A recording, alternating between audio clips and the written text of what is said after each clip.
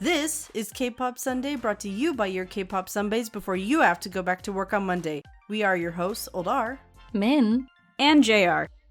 Hello and welcome to Season 3, Episode 7, also known as Episode 51 in total of our small K-pop podcast.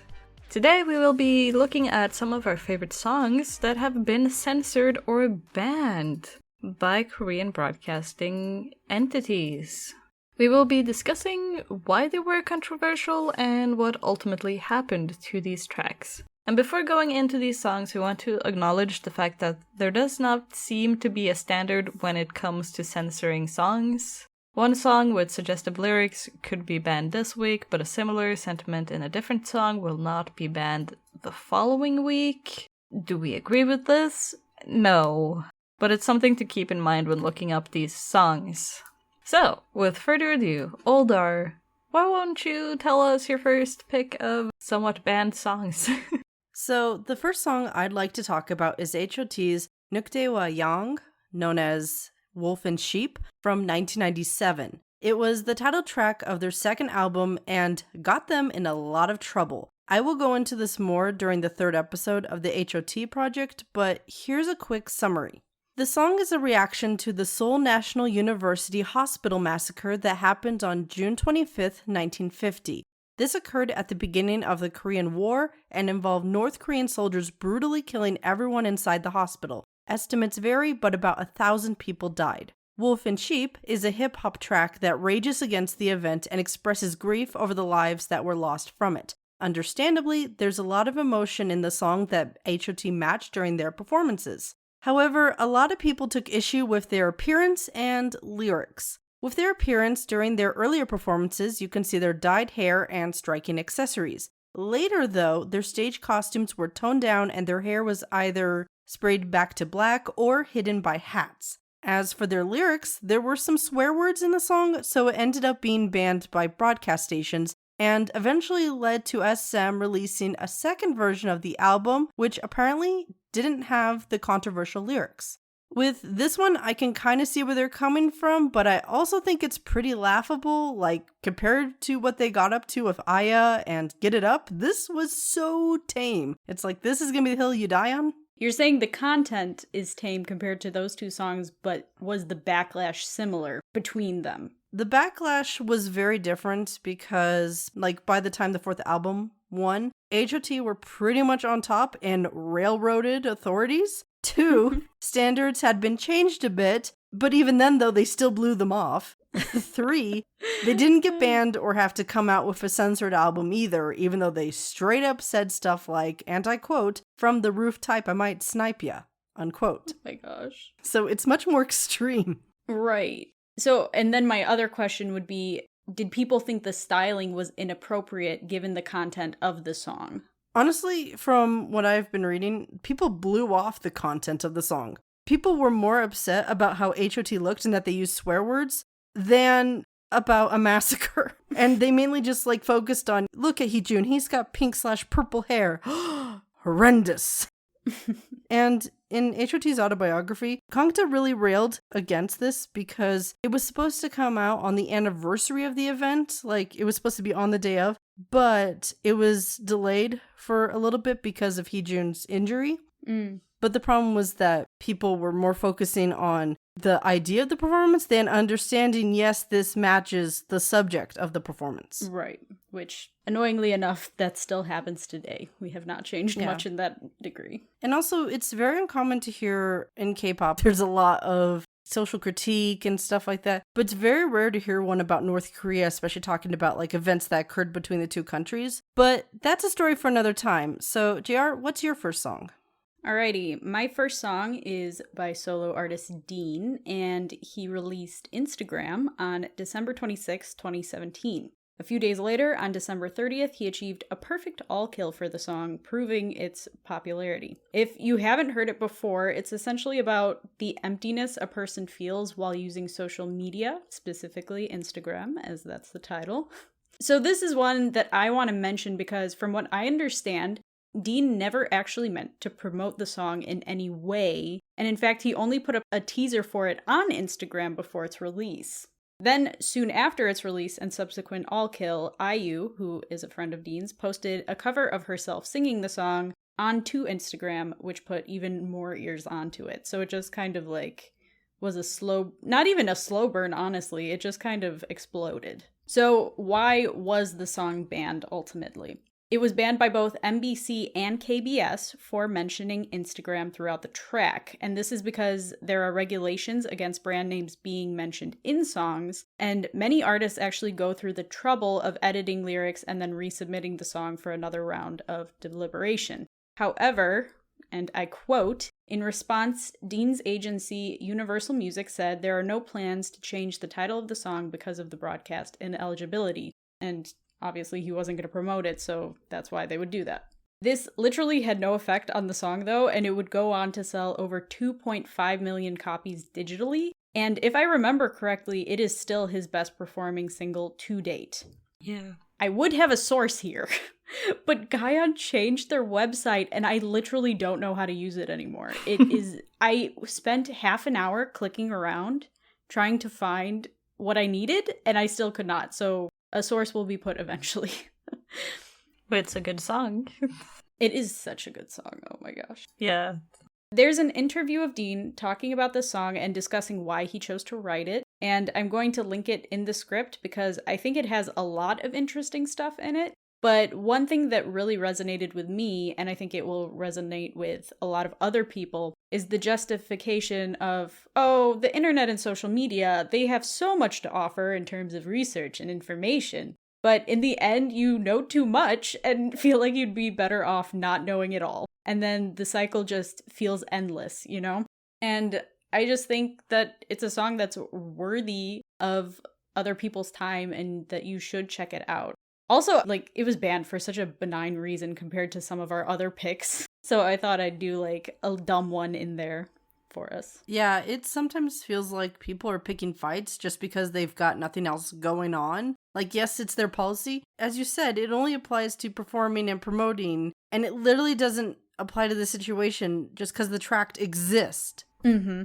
Right. It didn't even make sense to me that it would be put up for deliberation since he wasn't going to promote it. The only other reason I could think of is a lot of songs end up playing in the back of other TV shows, whether that be a K-drama or a variety show. And maybe that was part of their deliberation. Like, oh, well, we can't play this on, I don't know, 2 days, 1 night. So either you change it or we won't play it. And it's like, he doesn't care about that anyway, so he's not going to do it. But yeah. Do you have anything to say, Min? Good soup. Good soup. 2015 me listened to the song on repeat, so it's a good song. 2017. I was so sure I heard you say 2015. No, you were close. 2017 me listened to the song on repeat, and I still do from time to time, because it's just so good. It's really chill. Yeah. Anyway, Min, what's your first pick of the episode? My first pick is kind of an entire thing. I cheat. Kind of.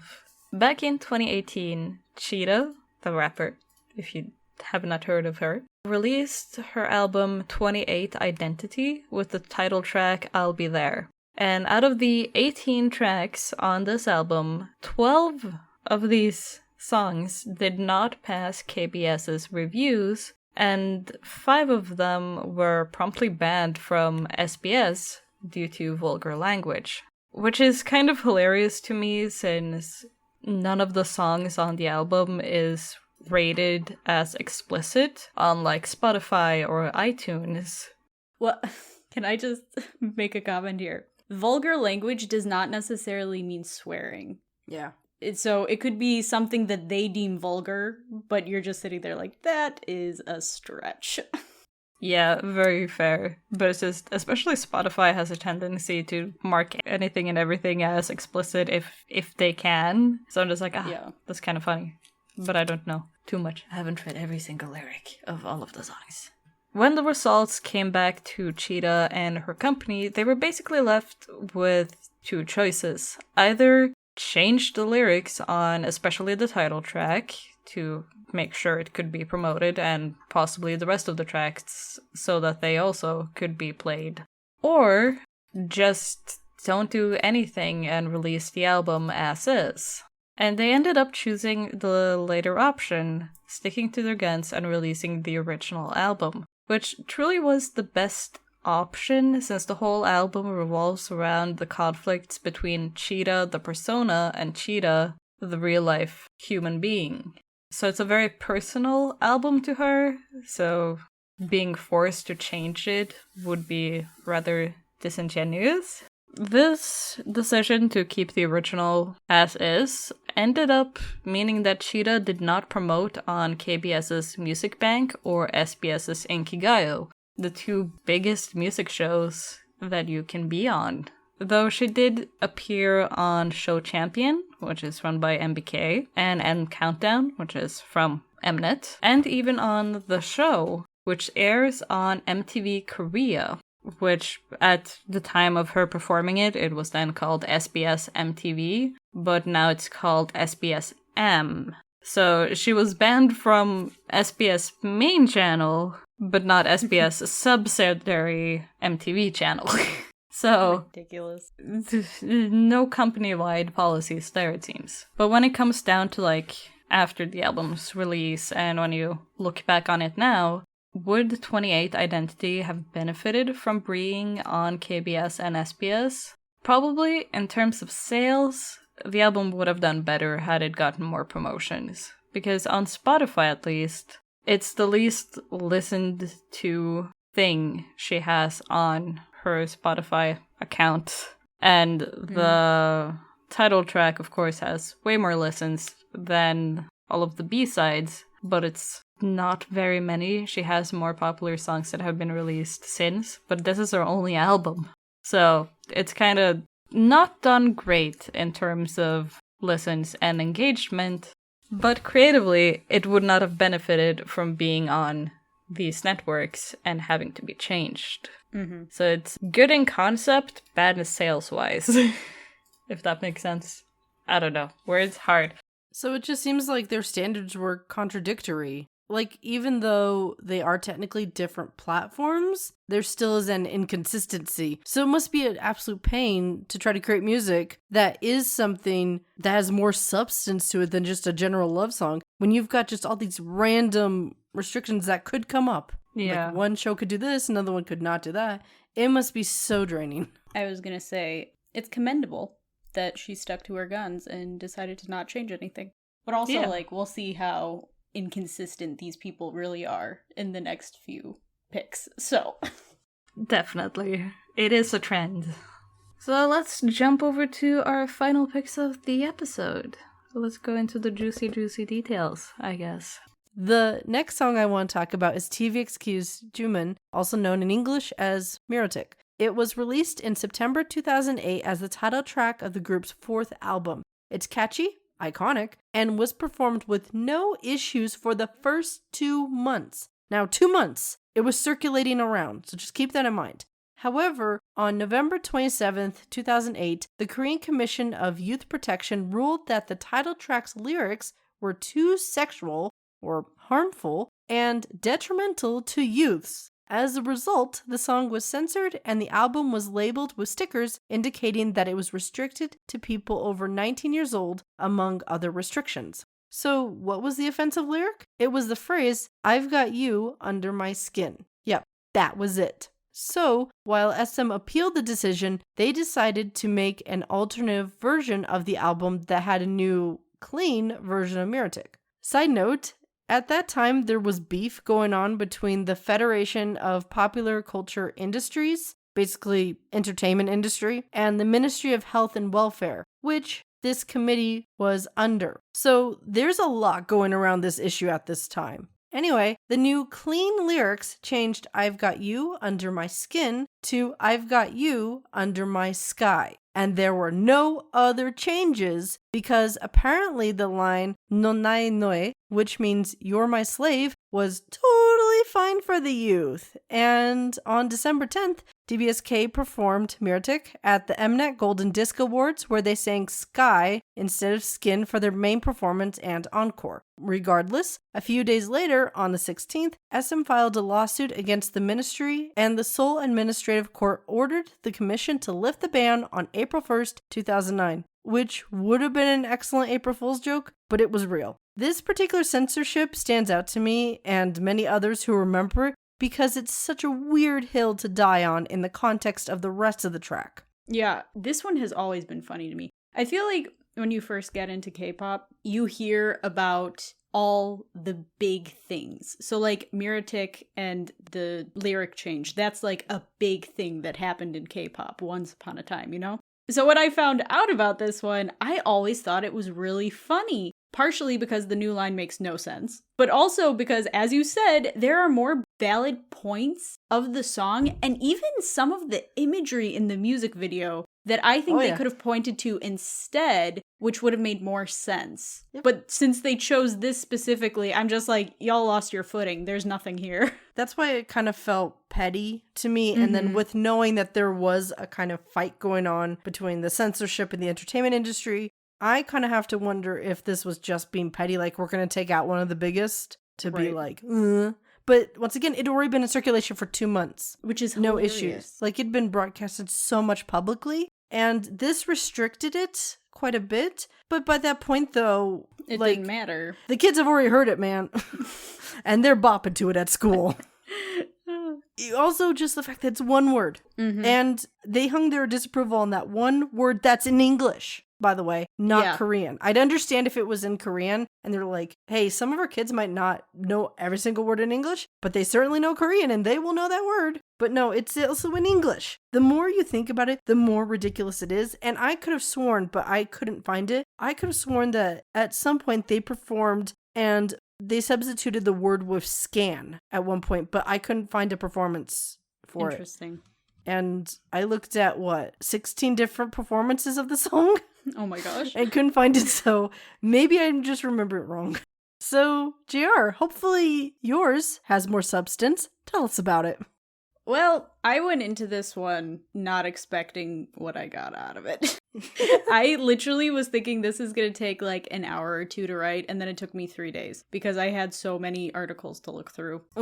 Yeah, so my next pick is an interesting one, and I'll let you in on that in a second. But on June 20th, 2011, 2PM released their second album entitled Hands Up with the title track of the same name. Within a day of its release, it had an all-kill, and it would go on to do very well in terms of wins and public opinion. So, JYP explained in a tweet the meaning behind the song, and I will quote, "I made Hands Up because we were finally ready to party. Thank you, Hottest, for standing by 2PM's saddest days." As some of you may know, or maybe not, I don't know, Jay Park used to be a member of 2PM, but due to a controversy that we won't go into here because it's a whole thing, he left the group in 2010. That's a little backstory on that.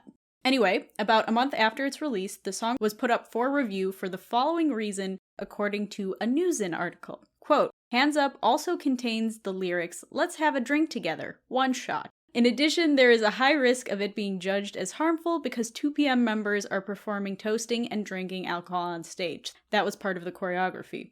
The Ministry of Gender Equality released a statement confirming this, but did say the final result was not ready, unquote. So the conversation about the standards of these rulings has been questioned for years, but this song and a handful of others that had been released around the same time brought it right back into the limelight. Joy News 24 stated, "The Ministry of Gender Equality and Family judges that if the lyrics contain content that mediates harmful substances, such as alcohol and tobacco, it is considered a harmful medium. However, there are many cases where alcohol or tobacco was not judged as a harmful medium in the past." And that's the end of that quote. Like I said, this was happening to other songs. A Beast song, which had recently came out, also mentioned alcohol. It was judged as harmful very soon after, so then why is 2PM's song on standby? Why isn't it just immediately judged as harmful? You know what I'm saying? Like, there's a weird disparity happening there.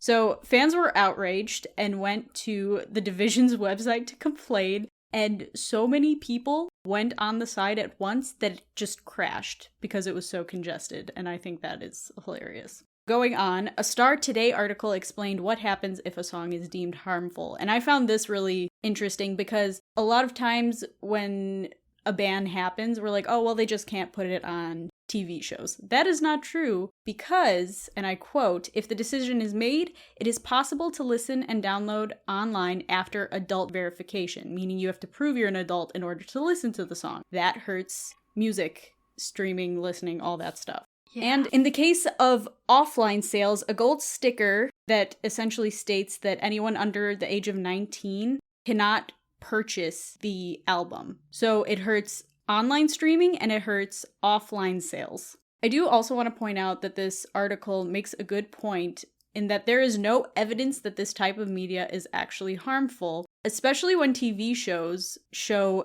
drinking, and that can be a much more extreme depiction of drinking than like, hey, let's take a shot, you know? Again, standard issues. So moving along on the timeline, on the 16th of August, the song was deemed harmful, but the protests and criticism of the Ministry of Gender and Equality continued to pour in, as well as lawsuits which were also taking place because of these seemingly unfair deliberations. One of these lawsuits, SM had filed, and they actually won against the ministry. The court said, unlike narcotics and hallucinogens, the phrase alcohol or drunk is not included in the music file, as young people often see adults drinking alcohol at homes and restaurants, as well as in popular culture and arts such as literature and drama. It cannot be concluded that alcohol is encouraged just because it is included in the list. Yep. A lot of censorship that music and also, to an extent, video games get over this stuff tends to not reach other mediums, either due to them not being advertised as widely, or it's deemed that older mediums are kind of better. Like, people kind of act that way. Right. So I'm glad that they were like, this is dumb. Yeah. Stop. After all this, what came of it? The ministry would go on to say that they would make a more detailed way of deliberating, form an entirely new division specific to this, which would be a separate organization for judging music with a diverse range of people. They also implemented a new rating system. They would no longer use the word harmful in regards to songs and albums, and media was allowed to be put up for re-examination. Hands Up was not the only thing that caused it, but they were a big one because 2PM is a huge group. So on October 10th, 2011, this is at this point 4 months after its release, Hands Up had its ban lifted by the ministry. And I just think that this is a great example of people coming together against what they see as unjust and then actually making a difference because they pushed so hard. K-pop fans did that, you know? They made a point of changing censorship laws. I just think that's really cool. Also, side note, there is a parody song about the controversy. I have it linked. It's a really long Korean name. I don't think I want to try it right now. But it takes lyrics from the songs that were judged as harmful, and it puts them all together into one song, and I just think it's so clever. I'm pretty sure the link I put up, it at the very least has the names of the songs in it. I don't think it has the lyrics itself written out in the song, but yes, I highly suggest looking at that video. Do you have anything to add, Min? Also a good song. I don't know. It's a hot mess. Hot mess. Yeah.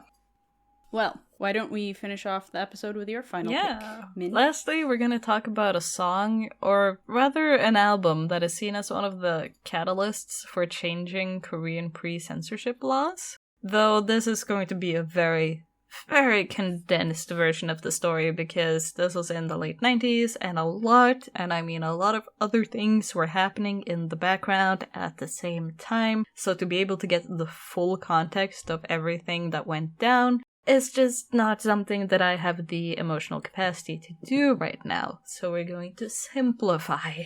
So the story I'm gonna tell is not the entire reason of why things got changed, but a lot of people see it as one of the big factors in things getting changed. That makes sense. But let us go back to the golden year of 1995, when Sotaji and his boys released their fourth album, called Sotaji and Boys, the fourth album, with Come Back Home being their title track. And fans were absolutely hyped about this album getting released. And when the fans finally got their hands on this record and put it in to play it to listen to their tunes, all was good, all was well, until song number 5 came on, and something was wrong. This is halfway through the album, and suddenly there's just a track that there is no lyrics to. It's just an instrumental, and it's very clear that it's supposed to be some song here, but it's just an instrumental. Outrage! That was outrage. People were not pleased with this, because they paid for an album with all the songs, and there was just an instrumental for one of the songs. It turns out that before the album was released, the Korean Ethics Committee for Performing Arts, today known as the Korea Media Rating Board, rejected the song Regret of the Times, or Shide Yugam. thank you. That song was rejected due to the lyrics that could be read as criticizing the government. The lyrics in question were, if translated into English, something along the lines of, "Gone is the era of honest people. I wish for a new world that will overturn everything. I hope that I can avenge the grudge in my heart." Very criticizing of the government, that is. And Soteji, being the petty king that he is, decided that no, he will not change the lyric that he wrote, and would just release the album anyway. And instead of removing the song from the album, because that's not what he wanted, he just put in the instrumental instead, and that's how it got released. So, in 1996, the pre-censorship system was abolished, and a full month after this rule's abolishment, Soteji released the EP Regret of the Times, featuring the original version of the song so that fans could enjoy it in all its glory. Today, with the power of streaming platforms, you can actually listen to the entirety of Soteji and Boys 4 as it was intended to be, something which you could not do back in 1995. I didn't write any wise, ending notes, because I'm not that inclined with the words as you two are. It's a hot mess of a story. And also, as a side note, in 2017, Dreamcatcher did a cover of Regret of the Times, and it's great. And yes, they did not change the lyrics, because why would they? Peak K-pop cover, that is. I like this song because it sounds like the perfect summer release anyway. And I felt like it was like a good, technically final release for the group because, first of all, this re-release happened in summer, so it was like a couple months out from it. But also, though, Soteji and Boys had disbanded months before this decision reversal came down, and they released this anyway. So fans were like, oh, we lost our group, and then you get this. That must have been so nice to have that. It's like, oh, I get this, even though I've been very sad to be without the boys. Can finally listen to the song on my own terms. Mm-hmm. The way it was meant to be. Yeah. Soteji put so much into those songs that pulling something out, it's like, well, then you're missing part of the story that he's trying to tell you. So, good for him. Yeah, say what you will about him, but he's good at telling a story. I also love it when fans do stuff like this, because I feel like it throws out some of the more petty negative arguments around fandoms, because changing laws is a pretty big deal, and obviously they had a hand in this specific change. Yeah, and it's nice that we're seeing a law change that affects K-pop that isn't due to something absolutely horrendous that SM did. True. Yeah. Like, normally when laws change with that stuff, it's because SM did something and it became big news and legislators went, oh no, we have to get involved now. Yeah. It's so unthinkable today that somebody would be like, oh, your song is censored, and then they would just release the album without the song and just put an instrumental. Nobody would do that today. Yeah. That wouldn't happen now. Yeah, well, also I think it's hilarious because that the censorship laws got changed and HOT debuted, and it's like, we are going to carry the baton and we are going to go forth and make such horrendous music. Which you guys said before, we're going to sort of pile on, and it's going to take a couple years to get to our maximum height, but we're going to get there and be very noisy. But I like though that we ended on a song that came out the earliest, because then you could kind of see a trend in the years and how it went from the 90s all the way up until recent years, just how things have changed, yet still stay the same. In some ways, like back then, people were censoring stuff that was, oh no, this is too violent or too questionable. But nowadays, it's like, you said Instagram and you weren't even promoting, but you released it. How so very dare? How dare you? You can't do that. To wrap up, these censored songs are some of our favorites, but there are many more out there to talk about. Sometimes songs get banned because of inclusion of curse words and violence, but quite a bit of it is over small things, and the censorship ends up getting criticized later. So the next time you hear about a song being controversial to the point of being censored or banned, we recommend that you look at why it's happening and specifically who is upset with it. But that's it for today. JR, take it away. Thank you for listening. If you enjoyed the episode, then please make sure to rate, subscribe, follow, and tell your friends about us. If you want to interact with us or just see more of our content, then you can follow us on Twitter at Kpop Sunbaes or on our other social media platforms, which will be in the description. Also, don't forget that our next episode comes out on October 16th, 2022. Thanks everyone. Bye. Bye. Annyeong.